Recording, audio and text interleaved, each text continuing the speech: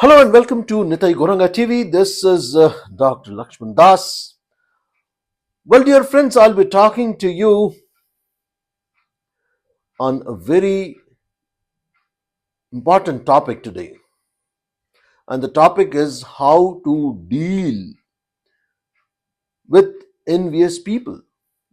Even in our devotional life, you may come across a lot of people who will be envious of you. A situation is something very similar. Like if I don't eat lion, that doesn't mean that the lion will not eat me, right? So let's try to understand how to understand and how to handle such people who are envious of you, right? In the previous videos, I have been talking about that one should not be envious of anyone in order to protect and safeguard one's devotional life. So, if you want to be devotee, if you want to lead a life of devotions, then you must be very, very cautious, not only about your own envy, but also about enviousness of others. So let's begin. A devotee who encounters envious individuals must be very mature and scripturally grounded in their response. So let's talk about the thought process based on the Bhagavad Gita, Srimad Bhagavatam, and Chaitanya Charitamrita. How to deal with such people and such situations. So, number one, understanding their condition with compassion and not imitation of compassion. Right? So, Bhagavad Gita 3.27 tells us, Prakriteha kriyamanani guneha karmani sarvashah. All actions are carried out by the modes of material nature, but a fool thinks himself the doer. So, what the thought process behind this?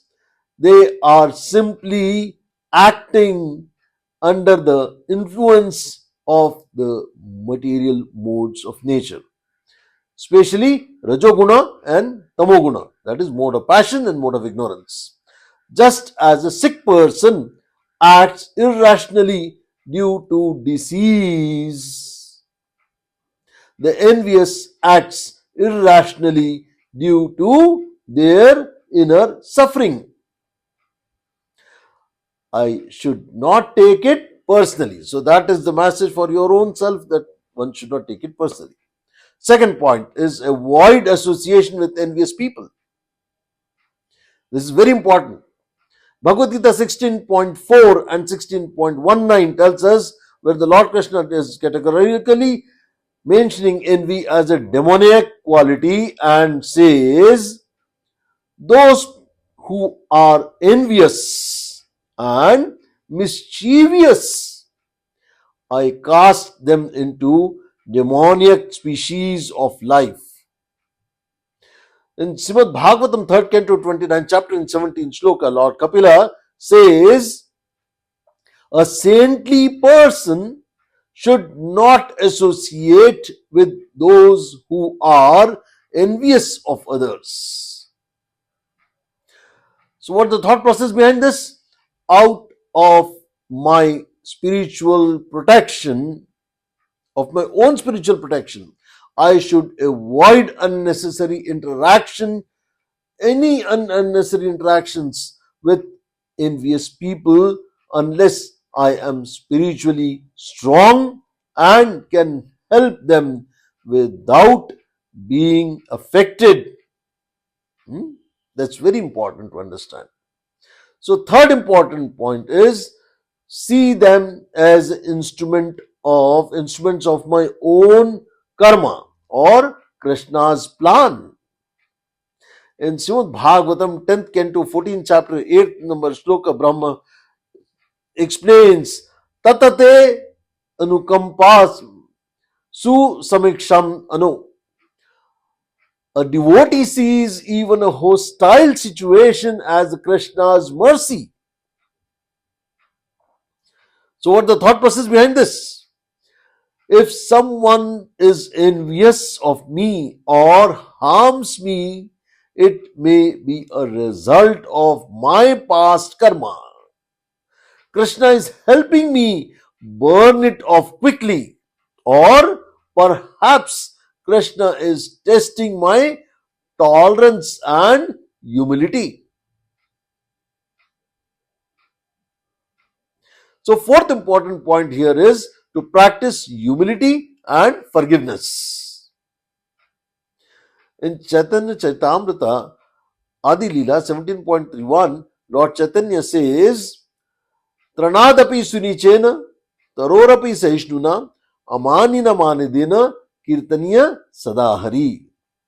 One should be humbler than a blade of grass and more tolerant than a tree. So, what is the thought process behind this? This is a test of my humility. If I respond with pride or retaliation, I lose the opportunity to grow. I must tolerate and pray for them. Next important, the fifth point here is to pray for their welfare silently. In Srimad Bhagavatam 5th canto 18th chapter 9th shloka, Prahlad Maharaj prays, Soche tato vimukha chetasa, means I am not concerned for myself but feel pain for those who are averse to Krishna. So, what should be the thought process when learning from this? The envy means they are far from Krishna. That is pitiable. I should pray that they get Krishna's bhakti, not that they are punished.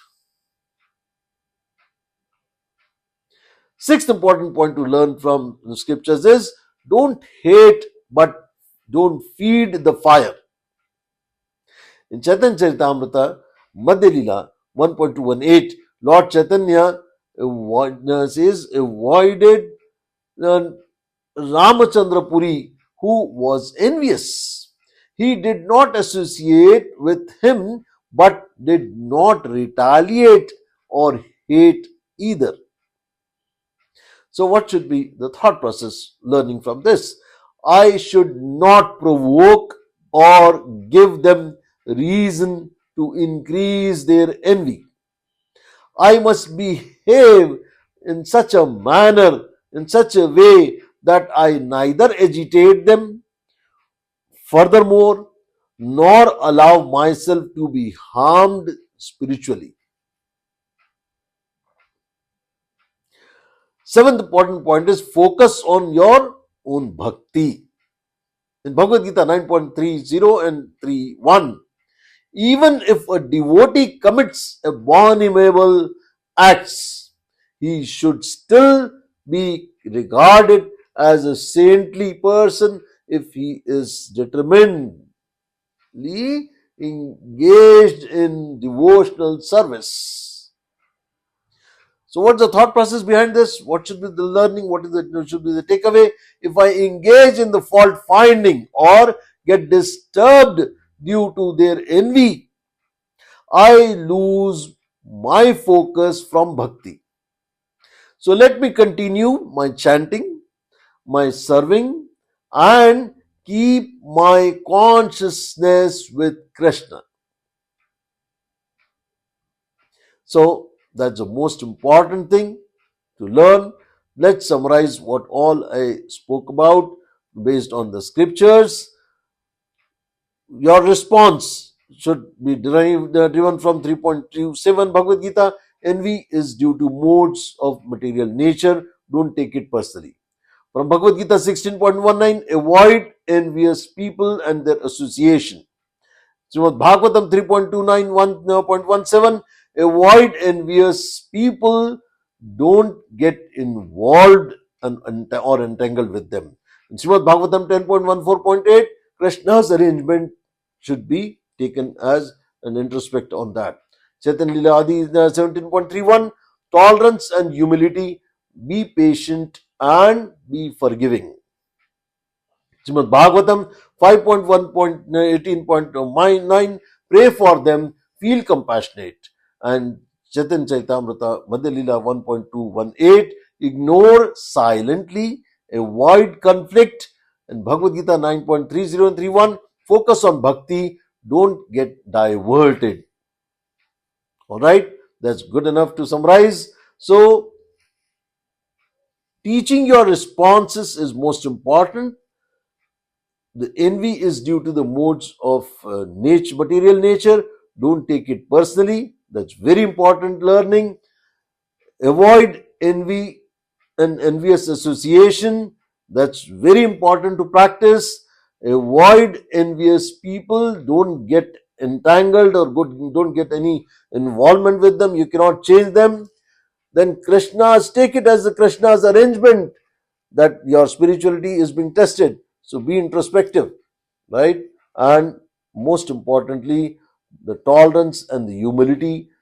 Have patience, tremendous amount of patience, and be forgiving.